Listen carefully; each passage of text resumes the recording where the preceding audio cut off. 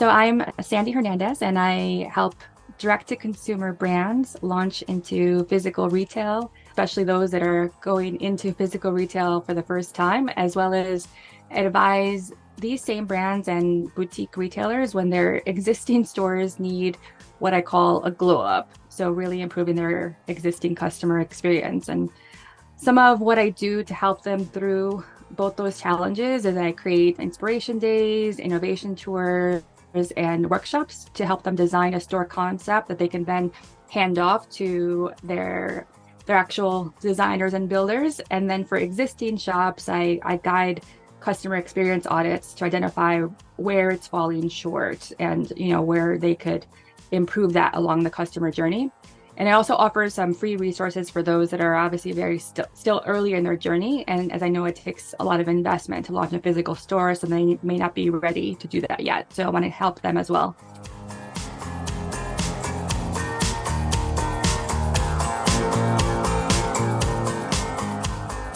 Thinking about what the work I do with some of these customer experience audits, some of the things that I've been finding in terms of what needs to be improved is one, just more holistically designing the spaces for the customer you have in mind, as well as the objective of the store. So a lot of them have gone stale. Maybe they're not like revisiting the whole experience enough. So you need to refresh it to keep up with the times, as well as maybe inside the store itself needs some repairs and just making it look like new. So there's just the kind of the hygiene factor, but also the wow factor of tailoring it for the specific customer that you're trying to attract. Then the other two things that I continually find is that the technology that's been put into the stores it's not serving its purpose. So a lot of the times retailers will try to, they want that shiny new thing and the technology to embed it into the store to try it out. And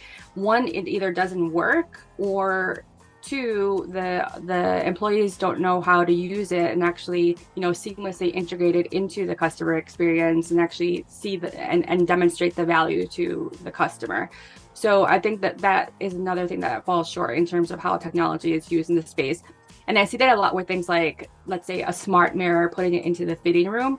I, to this date, really haven't seen it used effectively because it's, in my opinion, not really serving or solving a problem that the customer is experiencing. And it can be a bit creepy seeing that there's something, with your image, having technology being recording your image.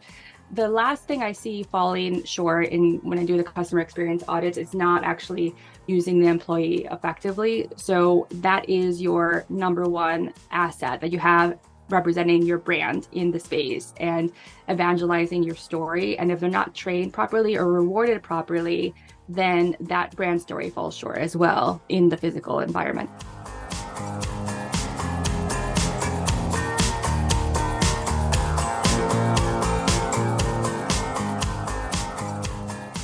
In terms of technology, as I mentioned before, it's a double-edged sword because obviously there are negative consequences to technology when it doesn't work, or it could also make the experience feel a bit cold because you obviously are going into the store to have like that human-to-human connection, that community, and technology can sometimes be a barrier.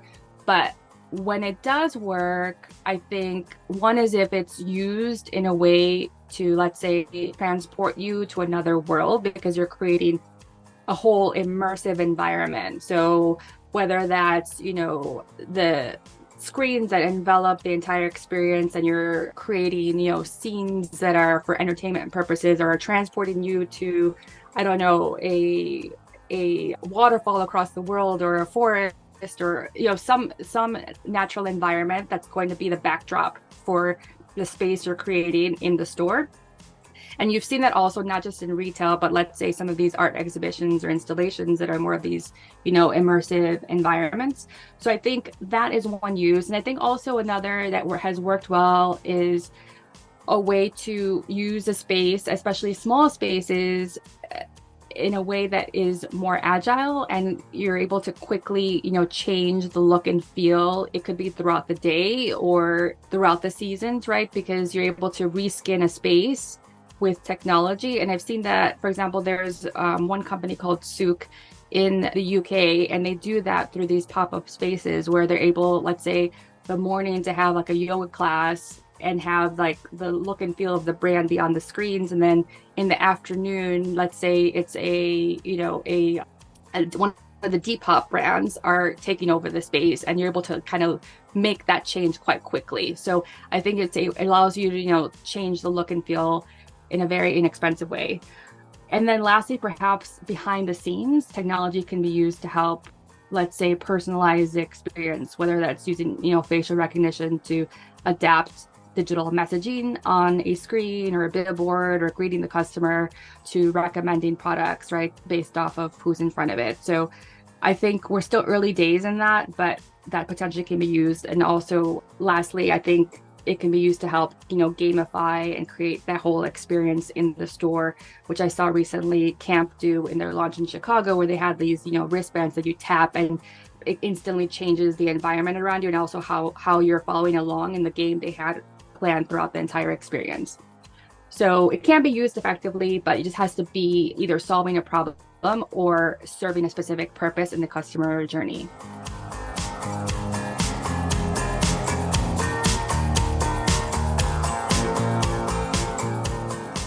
That is critical in terms of what it takes to make it in retail today, or not even just in retail, but in general, because to capture people's attention, because that is, a scarce resource. And so it's not just retail, it's kind of any way to spend your time, because you have like this massive competition from not only what other retailers are doing, other formats, the pop-ups I mentioned that I love going to, but also, the e-commerce players that win on convenience. And it's just more critical to create something that's truly differentiated and kind of an event when you're in the space. So not just to buy something, but to create memories, so that you create that positive association with the brand and ultimately create loyalty.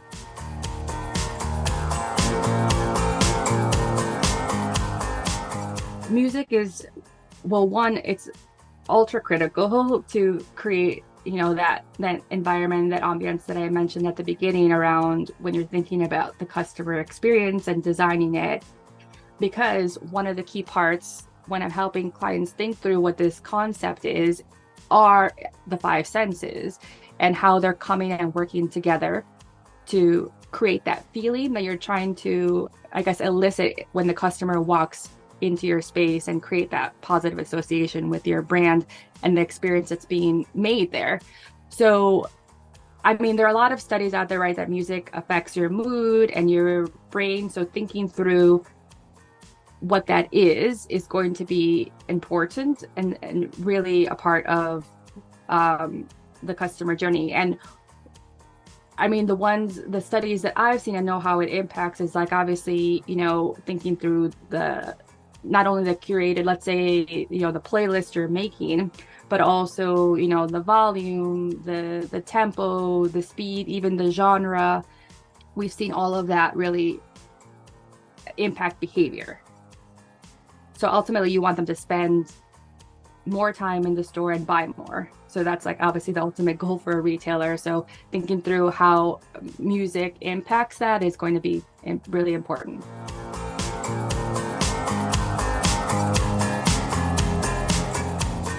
Decide kind of what environment you're trying to create, because let's say it's a fast fashion retailer, perhaps you may want more of a trendy club style environment, and that's going to obviously have a little bit louder music, a little bit more trendy music for Gen Z. So thinking that through, but then also the pace of it and the tempo. So let's say if it's not a fast fashion retailer, but maybe one that's attracting a different demographic, then I have seen that like slower paced music makes people stay in the store longer. And I saw a stat or I read it in a book called Brainwash, that they can buy up to 29% more if they have this slower paced music that's like slower than your heartbeat. So things like that, just thinking through all of that would be important. And I think also just the genre that you use, I feel like classical music is perhaps more associated with luxury brands. And we also see it can also be used to pre-frame what you buy. So I can think there was like a study with wine shop, but don't quote me on exactly the stats, but it was something about if the employees play French music, then it kind of frames your choice or the ultimate choice that you made, and they bought more French wine. And the same for German wine as well. They saw that when if they play German music, they tend to buy more German wine. So I think thinking through these like subtle subliminal messages that music's impact has on buying behavior is important.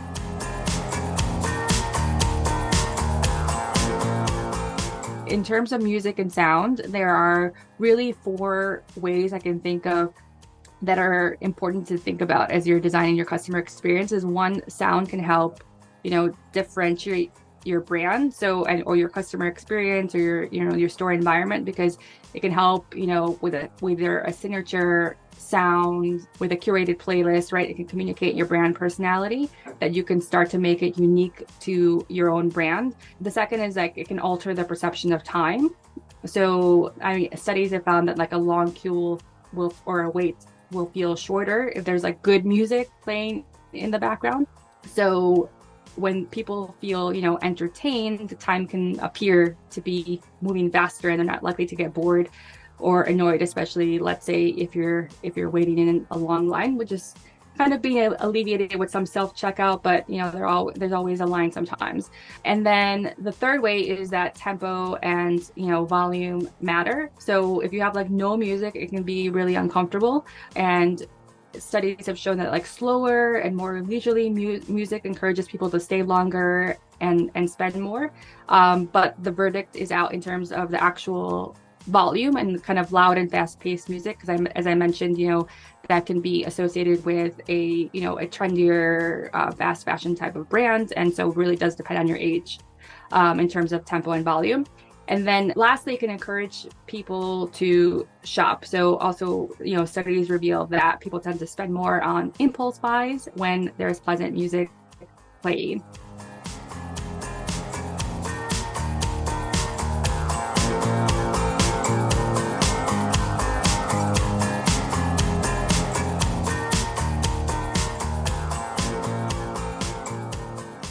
We often see, customer trends changing quite rapidly. I think for a retailer, they're going to try to balance, like, how do I keep up with all of these trends and perhaps different expectations that a customer might have, and still preserve, my customer experience, my store environment, my ambiance. So it is a fine balance, but I think it involves constantly doing, that check-in. So it's kind of ties back to the problem, or one of the problems identified in the customer experience audits, right? That you're not staying fresh. So at least every quarter, you should be thinking about doing even just a little bit of a walk around, and what I call like these retail safaris or innovation tours, right? To understand what's happening in your market and being in the customer's shoes, so that you're able to, one, understand where your experience is falling short, what others are doing that are both in your competitive set, but also competing for your customers' time, so that and I can identify, okay, what is the trend? And then see, okay, is this trend even relevant to my customer experience, and what are my values, and kind of then prioritizing what should I be adapting and changing in my space, because not everything needs to be responded to, because then you're going to be completely overwhelmed as a retailer, and it's quite expensive to change your entire fit out. It is a constant balance, and there really is no easy answer, but it does require constantly taking a look every quarter to understand what's changing.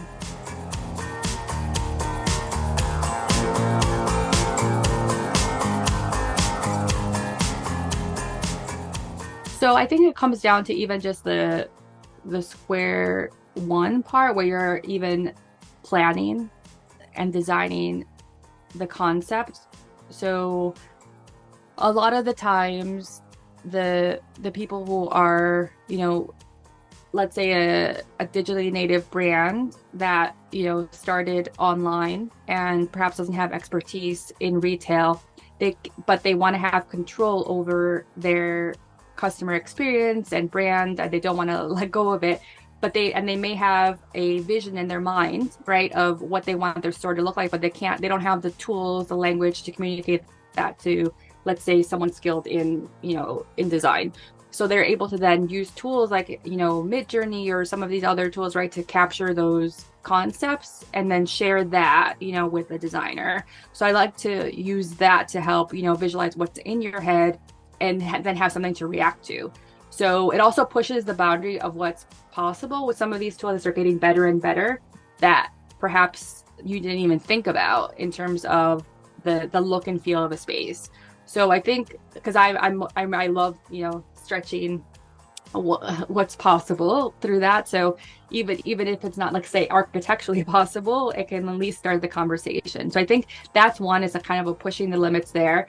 And then I think AI in general, it's kind of, again, when you do, let's say, a customer journey or customer experience audit, let's think about how it can use to help us as a team and a company work smarter. So more on the productivity side. So I mean, there's just so many tools even to mention that it becomes overwhelming. But I think, we're just scratching the surface in terms of how we can do the jobs faster.